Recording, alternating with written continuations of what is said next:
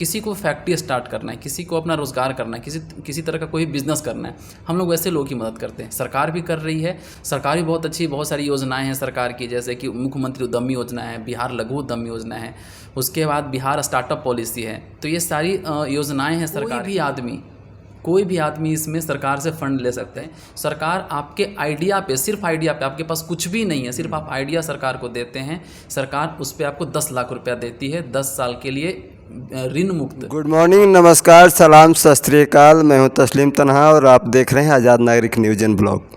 आज मैं मिलवाने वाला हूं आपको स्टार्टर हाइपर मशीनरी के जो फाउंडर हैं संजीत कुमार जी, जिनसे मैं स्टार्टअप के बारे में जानेंगे। स्टार्टअप के बारे में मैं थोड़ी सी बता दूं। स्टार्ट माने शुरू करना है, अप माने ऊपर जाना है, यानी कि अपने रोज़गार को किस तरीके से आगे बढ़ाना है और कैसे अपने आप को युवा उद्यमी बनाना है, उसके लिए मैं अपने वीडियो में आपको दिखाने जा रहे हैं और बताने जा रहे हैं कि किस तरीके से हम अपना स्टार्टअप करें। उसके लिए हम मिलते हैं।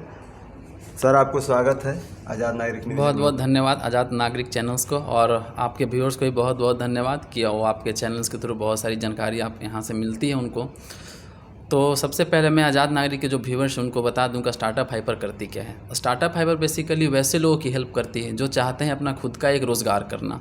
और बिहार में जैसा कि आपको पता है कि पलायन बहुत ज़्यादा होता है, लोग यहाँ से लोग बहुत ज़्यादा बाहर चले जाते हैं अब दो रोटी की चाहत में। तो हम लोग बस उसी चीज़ में लगे हुए हैं कि इस पलायन को कैसे रोका जाए। तो पलायन को रोकने का तरीका एक ही है कि जब तक लोग यहाँ के रोज़गार नहीं पाएंगे, रोज़गार उनको मिलेगा नहीं, तब वो मतलब बाहर तो तभी नहीं जा पाएंगे ना, तो अदरवाइज वो बाहर जाएंगे ही जाएंगे।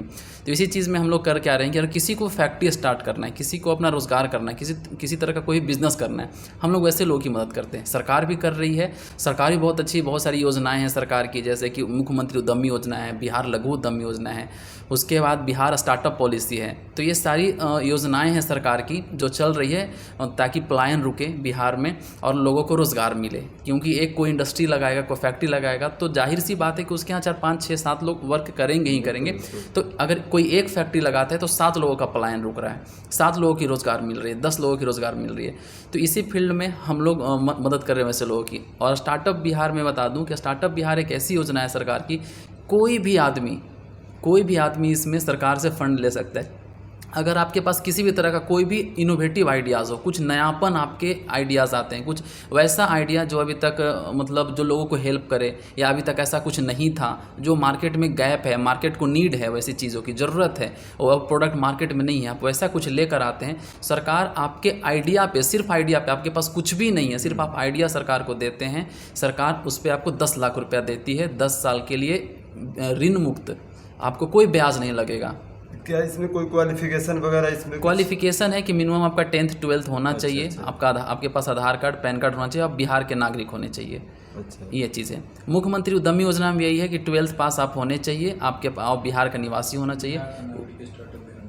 तो उसमें क्या होता है कि आपको बिहार का अगर नागरिक है तो मुख्यमंत्री उद्यमी योजना में आपको सरकार 10 लाख रुपए तक की लोन देती है, जिसमें होता है क्या है कि 50% सब्सिडी है। 5 लाख सरकार 10 लाख लोन दे रही है तो 5 लाख माफ़ कर देती है, 8 लाख दे रही है तो 4 लाख माफ़ कर दे रही है। स्टार्टअप बिहार में क्या है कि आपको स्टार्टअप से रिलेटेड जो आपका ऑफिस है वो बिहार में डालना पड़ेगा। अगर आप बाहर के भी निवासी हैं और बिहार स्टार्टअप फंड से आप पैसा लेना चाहते हैं, यहाँ पर बिहार स्टार्टअप के थ्रू आप फंड लेना चाहते हैं तो आप अप्लाई कर सकते हैं। तो और भी राज्य के जो लोग अप्लाई कर सकते हैं, लेकिन उनको बस एक ही शर्त है कि उनका ऑफिस जो है बिहार में रजिस्टर्ड होना चाहिए। ये चीज़ें हैं। तो हम लोग वैसे ही लोगों की हेल्प कर रहे हैं कि या तो, और उनको फैक्ट्री में जो भी मशीनरी लगती है हम लोग उसमें उनके मशीनरी का चयन करने में, सही मशीनरी क्या होगी, उनके लिए सही योजनाएं क्या होगी। जैसे अगर आपको अगर किसी तरह का फैक्ट्री लगाना है या तो कुछ नया आइडिया है तो आपको बिहार स्टार्टअप पॉलिसी के थ्रू जाना चाहिए। कुछ फैक्ट्री लगाना है तो आपको मुख्यमंत्री उद्यमी योजना के थ्रू जाना चाहिए। तो और आपके बजट क्या है, अगर आपको 20 से 25 लाख रुपए की ज़रूरत है फैक्ट्री लगाने के लिए तो आपको PMEGP या PMFME के थ्रू जाना चाहिए। तो हम स्टार्टअप हाइपर ऐसे लोगों की हेल्प करती है जो लोग फैक्ट्री लगाना चाहते हैं और उनका क्या अजम्पशंस है, क्या उनके टारगेट है कि मैं कितना बड़ा फैक्ट्री लगाना, उनके अकॉर्डिंग जो है उनके अनुसार हम लोग योजनाएं उनको बताते हैं, समझाते हैं और बोलते हैं इस योजना में अप्लाई करो, यहाँ से आप लाभ लो, उसके बाद फैक्ट्री शुरू करो। फैक्ट्री शुरू करने के बाद हम लोग और भी बहुत सारी हेल्प करते हैं, मदद करते हैं वैसे लोगों की। जैसे कंपनी का रजिस्ट्रेशन हो गया, कंपनी की मार्केटिंग हो गई, ब्रांडिंग हो गई, प्रमोशंस हो गई, GST फाइलिंग हो गया, ट्रेडमार्क एप्लीकेशंस हो गया, तो ये सारी चीज़ में हम लोग हेल्प करते हैं। पूरे का पूरा फैक्ट्री सेटअप करके हम लोग रेडी टू रन। जैसे आपको अगर मान लिया जाए कि आपको एक कुरकुरे की फैक्ट्री लगानी है, स्नैक्स की फैक्ट्री लगानी है, तो चप्पल जूता की फैक्ट्री लगानी है, हम लोग पूरा फैक्ट्री इस्टेब्लिश करके, पूरा मशीनरी इस्टेब्लिश करके, सेटअप करके आपको चाबी दिया आपके हाथ में कि ये लो शटर ऑन करो, अब मशीन शुरू करो, चलाओ। ये चीज़ें तो आपने देखा है सर किस तरीके से बता रहे थे, यानी कि सिर्फ आपको मन बनाने की ज़रूरत है और मन में एक आइडिया तैयार करने की ज़रूरत है कि हमें करना क्या है। आपको सब कुछ, सारी सुविधाएं आपको मिलेगा एक ही प्लेटफार्म से। आपको ट्रेनिंग भी दी जाएगी, आपको मशीनरी भी दी जाएगी, यहाँ तक कि आपको पूरा फैक्ट्री लगा करके दिया जाएगा जिस तरीके से सर बता रहे हैं। और सिर्फ आपके मन की आवश्यकता है। और अगर आप चाहते हैं, आप कहीं के भी हैं, ऑल ओवर इंडिया कहीं से भी इस वीडियो को देख रहे हैं और आपका मन बन रहा है कि मुझे युवा उद्यमी बनना है, मुझे रोज़गार खड़ा करना है, तो बिहार स्टार्टअप में आपको क्या करना है कि बिहार के अंदर आपको ये फैक्ट्री लगाना होगा। क्योंकि वाकई में हमारे इस बिहार में रोज़गार का तो बहुत बड़ा अभाव है, जिसके लिए प्लान कई सालों से चल रहा है। और अब लग रहा है जैसे कि सरकार हमारी मदद कर रही है, तो अब लग रहा है कि जैसे यहाँ पे रोज़गार खड़ा होगा। और सर जैसे बहुत सारे लोग हैं जो इसमें आगे निकल रहे हैं और साथ देने के लिए इसमें आप लोगों को आगे आने की ज़रूरत है। जो लोग अपने मन में ठान के बैठे हैं कि मैं भी बिहार के अंदर उद्योग लगाऊँ, एक धंधा शुरू करूँ, एक रोज़गार शुरू करूँ, जिससे यहाँ के कुछ लोगों का बेरोज़गारी ख़त्म हो सके, तो आप बिल्कुल देर न करें। और अगर आगे भी कुछ जानकारी चाहते हैं तो इसके लिए हमारे स्क्रीन पे नंबर होगा, जिससे आप संपर्क करके मशीनरी के बारे में भी जान सकते हैं। अनेकों प्रकार की जो योजनाएं हैं उनके बारे में भी जान सकते हैं, कौन कौन सी योजनाएं चल रही है, किस योजना के तहत कौन सी मशीनरी लगा सकते हैं हम, कहाँ से मशीनरी आएगा। इसके लिए स्टार्टर हैपर के पास में बहुत सारी मशीनों की व्यवस्था है जो सर फाउंडर। बिहार स्टार्टअप में लोग आपके साथ कैसे जुड़ेंगे? जैसे अगर कोई भी लोग अगर बिहार स्टार्टअप के थ्रू आवेदन करना चाहते हैं, अप्लाई करना चाहते हैं, बिहार में अपना एक ऑफिस डालना चाहते हैं, उनके पास कुछ आइडिया है, तो इसके लिए बहुत आसान सा वेबसाइट है स्टार्टअप बिहार। आप सर्च करेंगे गूगल पे, जैसे ही आप सर्च करेंगे स्टार्टअप बिहार का जो वेबसाइट है आ जाएगा। उस वेबसाइट पे आपको जाना है, उस पोर्टल पे, और अपने आइडियाज़ को आपको वहाँ पे एक्सप्लेन कर देना है कि कौन सा ऐसा प्रॉब्लम है जिसको आप सोल्व कर रहे हो, आपका बिजनेस मॉडल क्या है, आपका रेवेन्यू मॉडल कैसे आप वहाँ से पैसा अर्न करेंगे, कैसे लोगों को ये हेल्प कर रहा है। ये सारी चीज़ें वहाँ पर आपको जवाब देनी पड़ेगी। और जैसे ही आप आइडिया सबमिट कर देते हैं, फाइनल एप्लीकेशन आवेदन आप कर देते हैं, तो एक मतलब इसी महीने, जिस महीने में आप कर रहे हैं ना, उसी महीने में आपको, जिस दिन आप अप्लाई किए उसके मतलब मान के चलिए उसी मंथ में आपका इसका रिजल्ट आ जाता है कि आपका आइडिया वाकई में अच्छा है या नहीं। अगर अच्छा है तो शॉर्ट लिस्ट हो जाता है। उसके बाद आगे की प्रक्रिया होती है कि एक आपको इवेल्युएशन टेस्ट से गुजरना पड़ता है। 100 नंबर तक का क्वेश्चंस होता है, उसको आपको बनाना होता है, उसका डेट फिक्स हो जाता है। और उसके बाद तीसरा राउंड ये होता है उसमें कि आपको एक पिच डेक प्रेजेंटेशन देना पड़ता है। पिच डेक प्रेजेंटेशन का मतलब एक कंपनी का ओवरव्यू। जैसे एक कंपनी मैं शुरू कर रहा हूँ तो मेरे कंपनी का एक ओवरव्यू कि मेरी कंपनी क्या है, मेरे प्रोडक्ट क्या है, मेरी यूनिकनेस क्या है, मेरा सर्विस क्या है, मेरा रेवेन्यू मॉडल क्या है, मेरे टारगेट क्या है, 3 साल में मेरी बिज़नेस कहाँ तक जा सकती है, मेरे टीम में कौन कौन से लोग हैं। तो एक मेरे बिज़नेस का या कोई जो लोग अप्लाई करें उनके बिज़नेस का पूरा एक ओवरव्यू, एक 10 से 15 पेज का जो पावर पॉइंट प्रेजेंटेशन होता है, PPT में स्लाइड्स में होते हैं, तो एक ओवरव्यू होता है। जब फाइनल सिलेक्शन हो जाता है तब सरकार आपको पहली किस्त राशि 4 लाख रुपये देती है।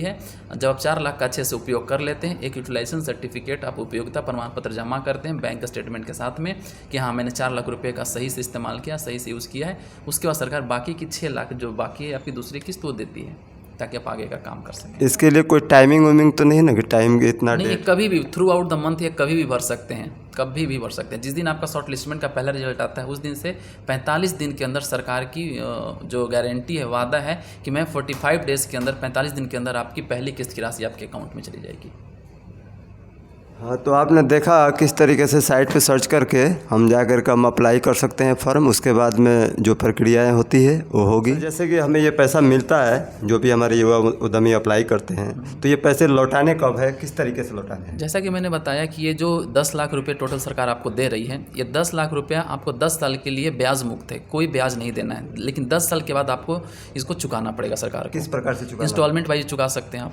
तो इंस्टॉलमेंट जो है मैंने हमारे हिसाब से होगा या गवर्नमेंट ने कुछ फिक्स किया होगा? नहीं, अभी तक ऐसा कुछ फिक्स नहीं है। वो 10 ईयर आप अपने अकॉर्डिंग आप कर सकते हैं। अच्छा, ये इस 10 ईयर में नहीं देना है? नहीं, इस 10 साल में नहीं देना, 10 साल के बाद आपको चुकाना है। इसमें 10 साल में हम लोग को डेवलप करना है। लगेगा 10 साल का। 10 साल का कोई ब्याज नहीं लगेगा। इसके बाद में ब्याज लग सकता है? इसके बाद लगेगा।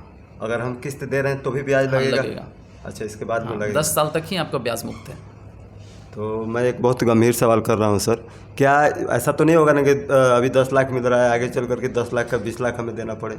नहीं, ऐसा नहीं होगा, क्योंकि इसके लिए कोई गारंटेड कोई वैसा शब्द नहीं आ रहा है हमारे सामने, इसलिए मैं ये सवाल नहीं। देखिए, होता क्या है ना कि सरकार इसमें और भी मदद करती है। जैसे 10 लाख तो दे दिया सरकार ने आपको, तो आप हो सकता है 1 साल के अंदर सरकार से 10 लाख रुपए ले लिए। पहली किस्त 4 लाख, दूसरी किस्त 6 लाख। उसके बाद हुआ क्या कि आपको बिजनेस को आगे बढ़ाने के लिए और भी पैसे की जरूरत पड़ती है। जाहिर सी बात है, अलग अलग बिजनेस में अलग अलग डिमांड होते हैं, अलग अलग इन्वेस्टमेंट होते हैं। तो अगर आपको और भी पैसे की नीड पड़ती है तो आप सरकार के लिए सेकंड ट्रांच के लिए जा सकते हैं, सेकंड ट्रांजेक्शन के लिए। उसमें सरकार क्या करती है, अप टू 15 लाख 15 लाख रुपये एडिशनल अमाउंट और देती है कि आप अपने बिजनेस को और बढ़ाओ। अच्छा। तीसरी चीज़ और भी है जिस तरह सरकार मदद करती है। जैसे आपका बिजनेस है, कोई भी स्टार्टअप स्टार्ट होता है, अगर वो मान लिया जाए कि किसी वेंचर कैपिटलिस्ट से या तो एंजल इन्वेस्टर से पैसा लेकर आता है। जैसे मेरी कंपनी स्टार्टअप हाइपर है और मान लिया जाए कि आपको लगा कि स्टार्टअप बहुत बढ़िया चल रहा है, मैं इसमें पैसा इन्वेस्ट करता हूँ। तो आपने अगर मेरे कंपनी में 20 लाख रुपये इन्वेस्ट किया एज एंजल इन्वेस्टर, जो कोई भी अगर दूसरा कोई डालता है हम किसी कंपनी में पैसा तो उसको एंजल इन्वेस्टर्स कहते हैं।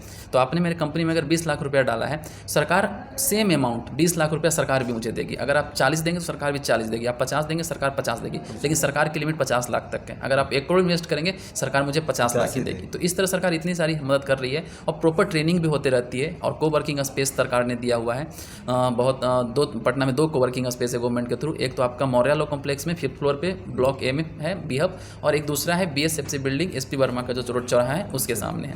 तो हाँ भी है, तो को वर्किंग स्पेस है जहाँ पे हर तरह की ट्रेनिंग सरकार देती है कि आपको बिजनेस को कैसे आगे बढ़ाना है। तो अगर आप अच्छे मन से शुरू करेंगे, अच्छे मन से आप काम करना शुरू करते हैं ना, तो जाहिर सी बात है आपकी बिजनेस नहीं डूबेगी। नहीं, ये तो सही है, लेकिन मेरा सवाल डूबती है ऐसा कुछ होता है, सरकार इसके लिए जरूर कुछ करेगी। अभी उसके बारे में कुछ है नहीं अभी, क्योंकि योजना 2016 में शुरू हुआ था, 2022 में इसको रिवाइव किया गया, मॉडिफाई किया गया को, और अभी तक ये कलेक्शंस का अभी तक कुछ ऐसा है नहीं।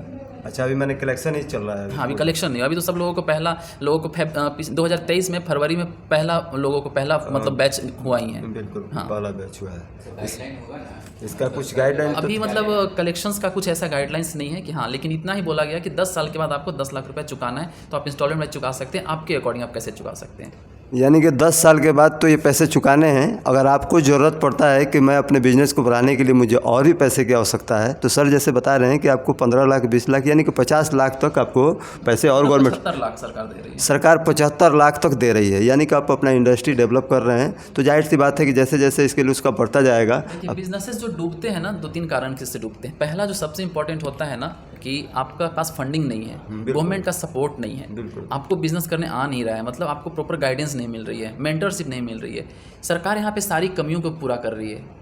आपका जब आइडिया बेटर है, सरकार उस पर पैसा दे रही है, सरकार आपको सपोर्ट कर रही है हर चीज़ों में। आपको पता होगा कि जो लोग फूड से रिलेटेड है, सरकार को अगर जैसे कोई आपका डिज़ाइनिंग का कोई प्रोडक्ट है, तो आजकल देखते होंगे बिहार में जो इतने बड़े बड़े इवेंट होते हैं, तो आपको बैग देखते होंगे, तो वो हमारे बिहार का स्टार्टअप का बैग है, वो खुद बना रहा है, सरकार उससे खरीद के दे रही है। सरकार इस तरह सपोर्ट्स भी कर रही है ना। तो जब सरकार सपोर्ट करती है तो आपके बिजनेस तो ऑब्वियसली चलना ही है। और उसके बाद ये है कि आपको ट्रेनिंग भी मिल रहा है यहाँ पे। हर देखते होंगे कि कभी बाबू सभागार हॉल में 3-3 दिन का ट्रेनिंग होता है, वहाँ पे मौर्या लॉ कॉम्प्लेक्स बीहब में भी ट्रेनिंग होते हैं। तो आपको हर तरह से मार्केटिंग से रिलेटेड, फंडिंग से रिलेटेड, तो मुझे नहीं लगता कि अगर इतनी सारी ट्रेनिंग मिलने के बावजूद भी किसी तरह का बिजनेस को फेल होने की नौबत आएगी। देखिए, बिजनेस फेल भी होता है, लेकिन जब सरकार के सहयोग होता है तो नहीं होता है फेल। और हमारे बिहार में अभी फेल करने की बात नहीं सोचना है, अभी तो हमें स्टार्ट करने की बात सोचनी है, क्योंकि हमारे बिहार में रोज़गार की बहुत ही ज़रूरत है, जिसके लिए लोग बहुत ही प्लान करते हैं। दिल्ली, मुंबई, कलकत्ता, हैदराबाद, हर जगह लोग हमारे बिहार के लोग मिलते हैं, सिर्फ किस लिए? रोज़गार के लिए। अगर वही रोज़गार हमारे बिहार में शुरू हो जाता है तो हमारे लिए बहुत ही अच्छा होगा। इसके लिए जो लोग भी अपना रोज़गार खड़ा करना चाहते हैं, सर से आगे भी जानकारी हम लेते रहेंगे। अभी तक के लिए हम अपनी जानकारी को यहीं तक सीमित करते हैं। किसी भी प्रकार की अगर कमी इस वीडियो में रह गई है तो उसको आप क्वेश्चन मार्क आप कमेंट करके ज़रूर बताएं, हम नेक्स्ट वीडियो में उसको डालेंगे। तब तक के लिए हमारे इस वीडियो को लाइक कर दें, चैनल को सब्सक्राइब करें, और पेज पर देख रहे हैं तो फॉलो ज़रूर करें। धन्यवाद।